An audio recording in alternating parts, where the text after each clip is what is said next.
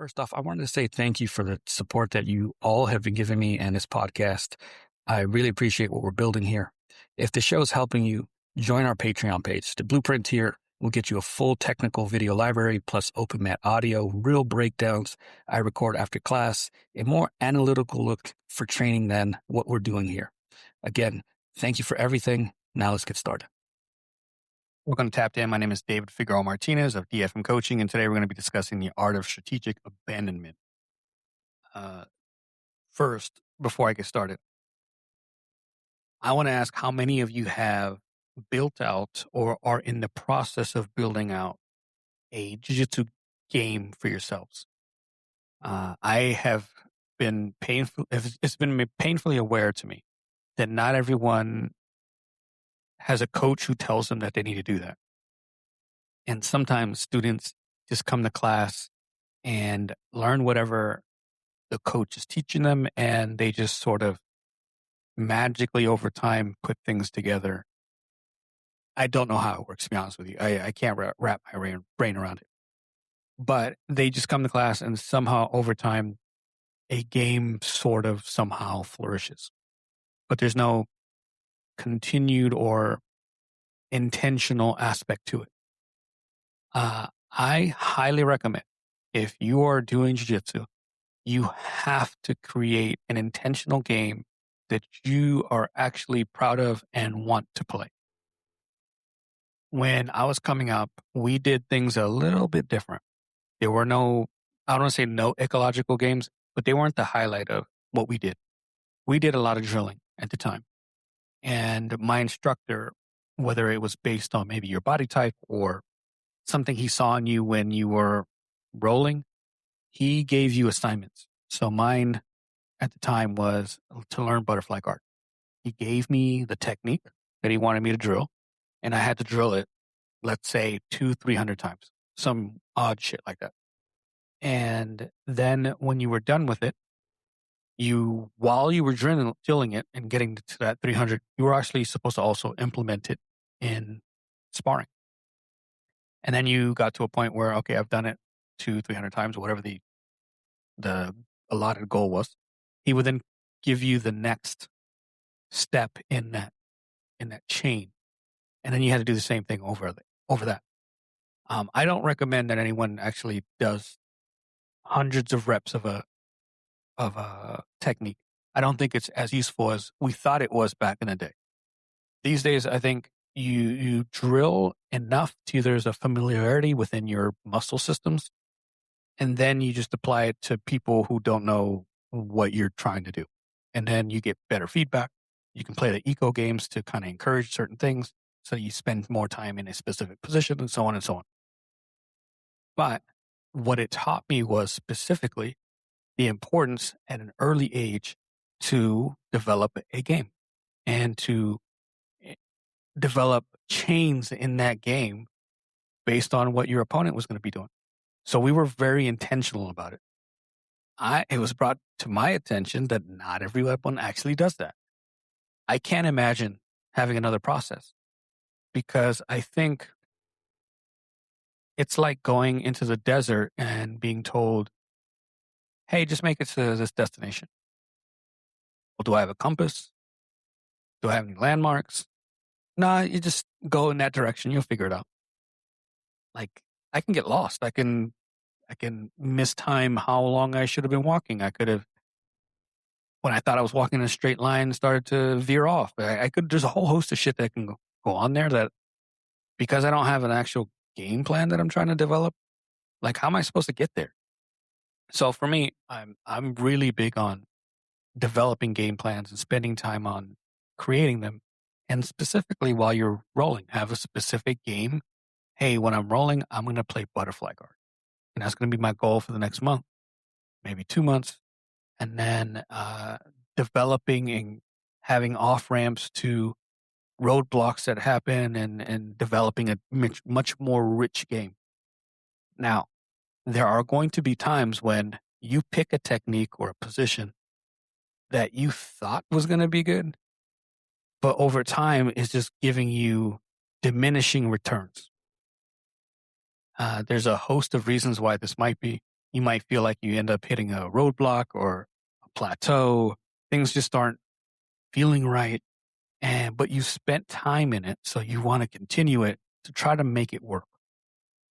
There's a couple of reasons why this might happen.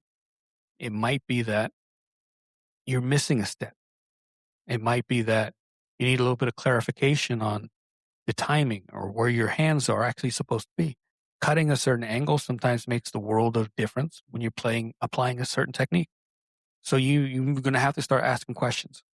But if you're only setting up the situation and playing the game and you're not getting feedback from your coach or higher belts, you can find yourself in a plateau where you feel like you're not getting any better. And it might be that you're not. And then someone sees what you're doing and points out, oh, you're supposed to be at this angle, not this one. And you're like, oh. And then when you try it, you're like, oh, shit, I didn't know. But sometimes it's going to happen. And sometimes the thing you're using just isn't for you.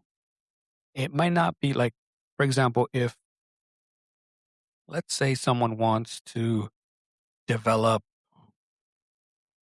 a mount attack system, and I have decided I want to develop this, but I didn't develop the other things that allow me to either pass the guard, transition the mount, and then hold mount, and I'm not actively developing those things along the way, it's going to feel like this position maybe isn't for me. The same can be said for like, let's say I start just saying, oh, I want to do toe holds. And this is just arbitrary. I don't care what the technique is. But I say I have a love affair for toe holds. I make that my thing and I start hitting it on people. The toe hold may not be the right technique for you at that moment. You might be in more of a dire straits or needs of developing more of a fundamental game of passing a guard, playing a proper guard, playing proper application of passing and solidifying and maintaining. But you fell in love with something that was a little niche. Like the toe hold's a little niche. Not that it's not viable and it's not out there, but it probably shouldn't be the goal early on. Like early on, you're trying to develop guard play and guard retention and escapes. You're on your back a lot. So you may not find a position where you find a whole lot of toe holds. That's a reality for that position in that situation. So you might need to develop or put that development on hold. You might need to tell yourself, hey, I'm not failing. I'm not necessarily quitting. It's just I need to build up the rest of the house before I even worry about this position. So maybe I just put that off to the side. And I realized I gotta build up. I keep finding myself in the bottom of side control. There isn't a whole lot of toe hold options from there. Maybe I need to develop how to escape side control and how to develop a proper guard and guard retention and sweeps. And then the toe hold will start to appear for me. And again, I use toe hold just arbitrary. I don't really care what the position is. It's just there's a foundation that needs to be upheld and built before I can get to that position. No different than building a foundation and I'm trying to work on, I haven't quite built out the foundation. It's maybe rickety and I want to start working on the second floor. Like I got to get the whole foundation in place so I can withstand anything that I start building on the second floor. But I want to get to that position because maybe it sounds sexy to me. Those are moments where you might want to put that position on hold and move on to something else. Another thing is sometimes your body isn't necessarily made for that technique. I was a blue belt when I fell in love with Leandro Lo's spider guard. And I am 5'4". I'm not a tall man. I'm short and stocky. If you can picture more of a Marcelo Garcia, that's more of my body type. I really, going to be honest with you, I had no business playing spider per se. Leandro Lo was a far taller individual, and spider guard works better with taller people. I have made it work for myself. I'm not saying that short people shouldn't apply it or shouldn't develop it. We can develop it for our height and for our capabilities. But sometimes there are positions out there that work kind of against us. They're not great for a specific body type. Sometimes those positions or situations, maybe we have injuries or we have body limitations. We don't have the flexibility for things. Maybe we have a lower back that just screams every time we play a certain position. Even if we love the position and we think it's cool, we have to make an assessment whether this is something I want to continue to try to do. Let's say you have neck problems and someone's going to tell me, well, you could still do it with neck problems, whatever.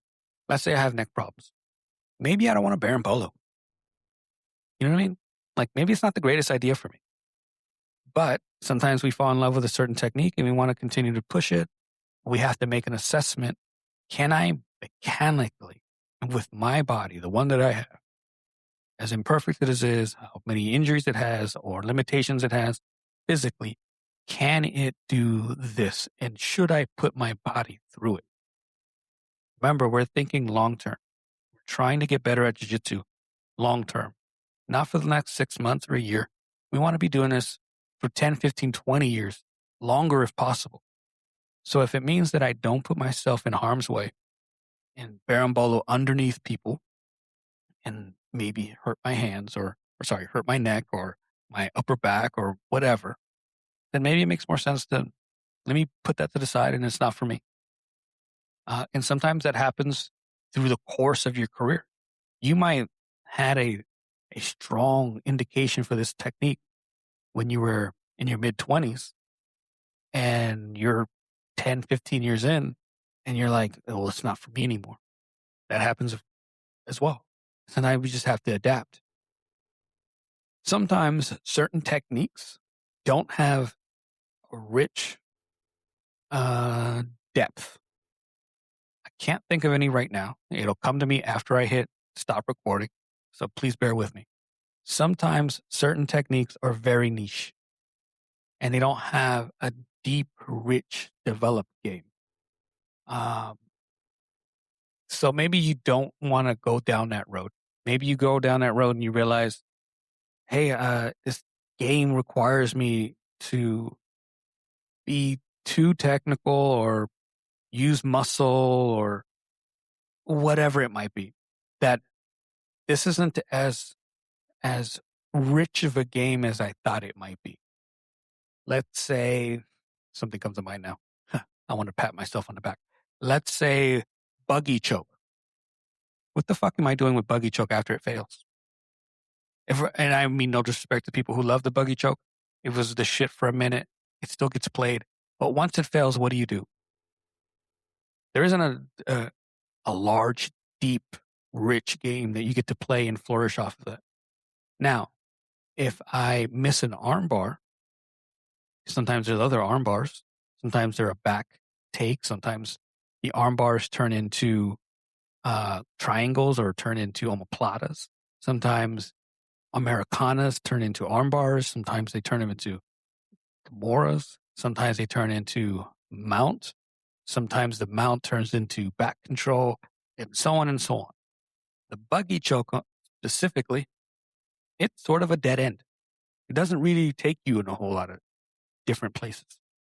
So those are the type of techniques that I'm referring to where identify if it's a dead end or not.